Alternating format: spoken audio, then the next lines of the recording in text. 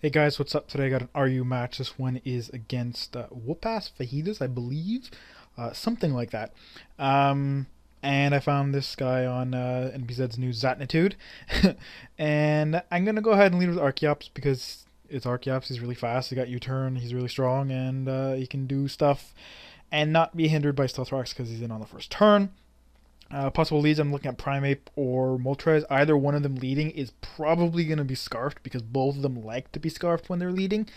He is indeed going to lead with his Primeape, so I'm like, okay, he's going to be Scarfed. I don't want to stay in here. Yes, I could get off an Acrobatics, and that probably would, like, most definitely kill him, but I'm like, close combat's probably going to kill me too, so I'm going to switch out to my Tangrowth because I know he can take those close combats very well. He is in fact going to go with a U-turn. I don't know if he, like, why he, I guess he was sure I would switch, which makes sense. And it does do just about as much damage as close combat would. I mean, close combat is 180 and U-turn is 140 on this at least. But then again, if I had to went into my nose pass, that U-turn would have done 35 and close combat would be 360. So it's give or take. I'm gonna switch out to my nose pass here. I'm just like, please don't be subtoxic. Please don't be subtoxic. And he goes to air slash, and I see the life orb, but I'm like, oh, nice. That really was like, oh, that's so nice. I'm gonna go right now and go for the toxic just because I figure he's gonna switch, and I don't want him to, you know, spin away my Stealth Rocks with his Claydol. Anyways, this close combat, even as though I have no defensive investment, shouldn't kill. It should do around 80%. I was gonna go for the Pain Split, which would have done so much good for my efforts to win this battle, but he's gonna get a crit. And it's kind of become a nice little what's the word I want to say here? Nice little thing every day, just to see what kind of hacks I can get, just day in and day out, just see how bad it can be and how annoying it is. Like this battle previous to this one, I got 2 mud slaps off on a Steelix, and he still hit 2 out of 2 toxics. His accuracy was dropped 2 stages, and he still hit 2 toxics. He missed an earthquake, which didn't matter because it would have done like 10 damage, but he hit 2 toxics. I was not happy about that. I can't even remember the rest of the battle. That's all I remember from it. But I'm really missing stuff here. I'm going to switch into my Tangrowth and go for the Sleep Powder and catch his Moltres. Then I'm going to switch out to my Sharpedo to start getting up speed boosts. The problem is I'm thinking he's going to wake up just because I'm worried about hacks and stuff. So I want to go for the Protect because I know he's faster than me, unless he's Modest, which wouldn't make sense because I'm Adamant. So I'm going to go for Protect. And then I'm going to go for the Earthquake. I'm like, it should do a lot, and it does do quite a bit, but he's going to paralyze me. Fortunately, I'm still actually faster than him because of my speed boost and because he's a Pharaoh Seed, and Pharaoh Seeds don't have any speed. He is going to go for the Lead Sheet. I'm going to predict him to go for the Protect on the next turn, not wanting to be potentially KO'd by my third Earthquake in a row, and just to recover up some more health and do some more damage and all that nice stuff. So I'm going to switch out to my Typhlosion kind of as fodder. I'm like, if he T-Waves again, predicting the switch, or Leech Seeds, I don't really care about Typhlosion. It's not that big of a deal.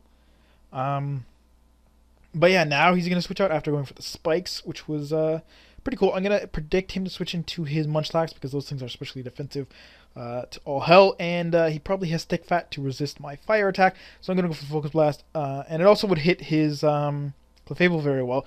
But he goes into his Moltres, which I don't get why. But I'm going to switch out and make him think I'm Scarfed because I did miss, and it doesn't reveal that I'm actually Life Orbed.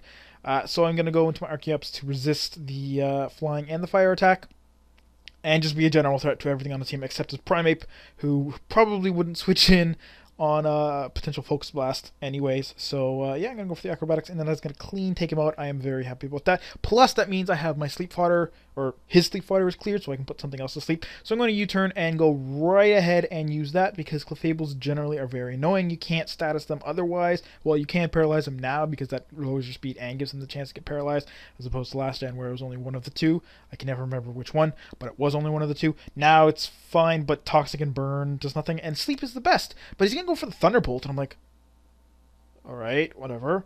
But I'm still going to go for the Sleep Powder. He's going to switch out to his Ferroseed. I was actually kind of worried that he'd go to his Primeape.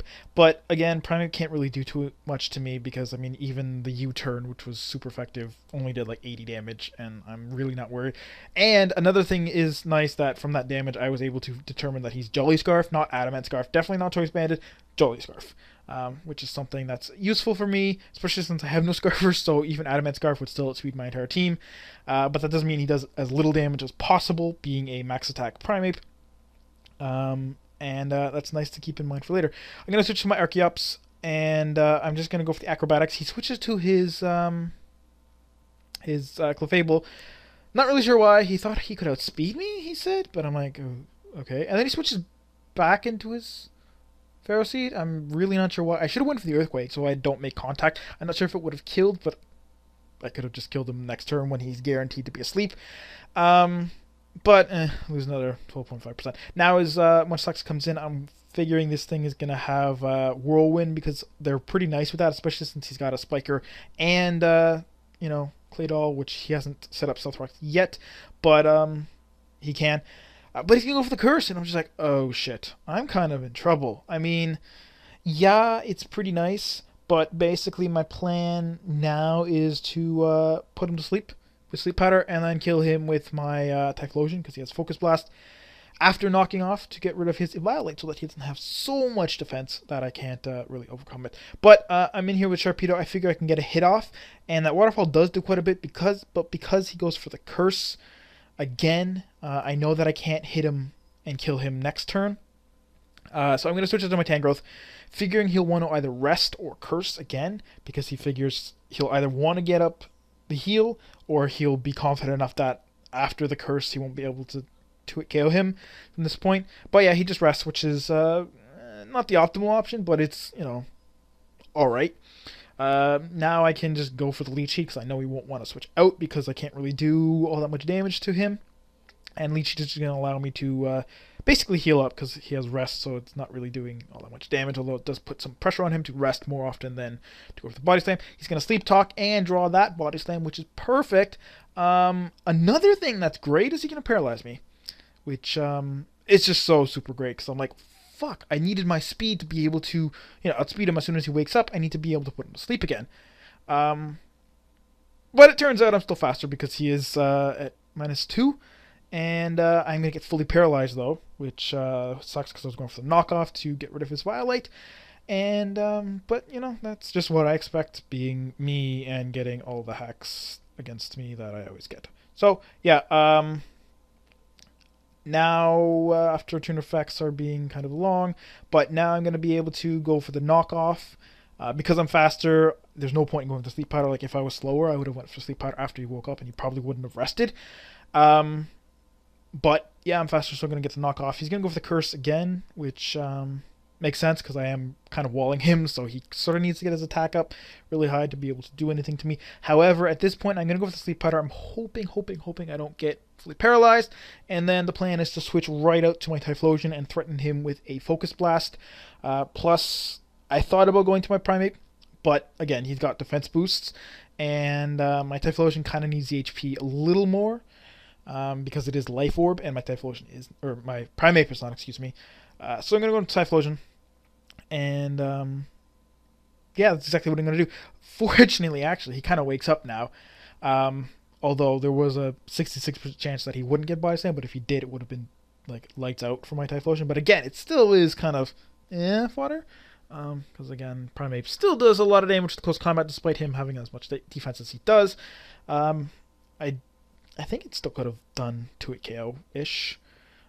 Not really sure. Doesn't matter. He did wake up, and he did Sleep Talk nothing because he's awake.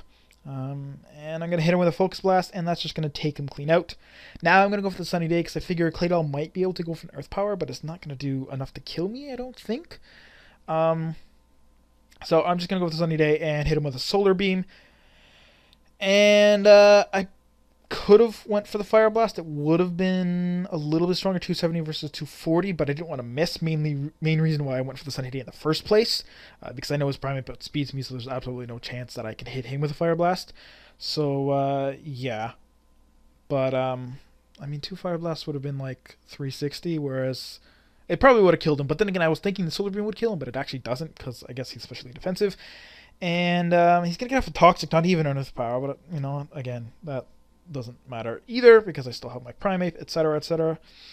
Just going to get off a second hit after he Toxics me, and I'm going to take him out. So now all he's got is left is his Primate, who is Scarf, and I know I can take out, but unfortunately, because I didn't get that Pain Split off on him earlier, I can't kill him with my Tangrowth, and because he's paralyzed, I'm like, I know I'm going to get a bunch of para hacks and not be able to kill him, so I need to let him get enough defense drops and special defense drops more usefully, so that I can kill him with a Giga Drain. I know he's going to need 3, so I'm going to go ahead and bring in my Sharpedo. I should have protected, because knowing that close combat is only 8 PP and he's already used a couple, and I'm going to be coming sort of close to the wire, I should have protected and just kept protecting until I got hit, because I would have wasted as much PP as I possibly could. But yeah, now he's got 2 special defense drops. What I wasn't thinking about is that he'd be faster than my Tangrowth, so he would have gotten a 3rd one then. So I'm going to set up my Archeops just to let it die. I should have went into Tangrowth, taken the hit, and if I not get fully paralyzed, hit him with a Giga Drain and killed him guaranteed. And if I did get fully paralyzed, I could switch out, use my Regenerator, and fodder out my Archeops and my Primate to help heal up my Tangrowth, although it's not that much, because he does have Stealth Rocks and Spice Out, so that's like 25% healing, 33, so it's only a net gain of 8, but, you know. So now he's going to hit with close combat. He's at -4, so this Giga Drain is definitely going to kill him. Unfortunately, I am definitely going to get the Peril Hacks. And I'm like, okay. Last one only did about 120. I can still live this and beat him. But if he does Parahacks me again, I don't think Regenerator's going to heal enough. It probably would now, looking at that. I mean, after Leftovers too, I probably would have enough just to barely survive within close combat. But thankfully, I don't even get paralyzed, so I can just go ahead and go for the Giga Drain. 100% chance to kill him here, gain back most of my HP, and that's the battle. So yeah, definitely kind of long, and well, if I didn't lose my nose pass on the very beginning of the battle, it would have been a lot easier. Yeah, so I hope you guys enjoyed. It was a pretty cool match, just, you know, like I said, kind of getting used to expecting to get haxed. So, yeah. But anyways, I'll see you guys tomorrow.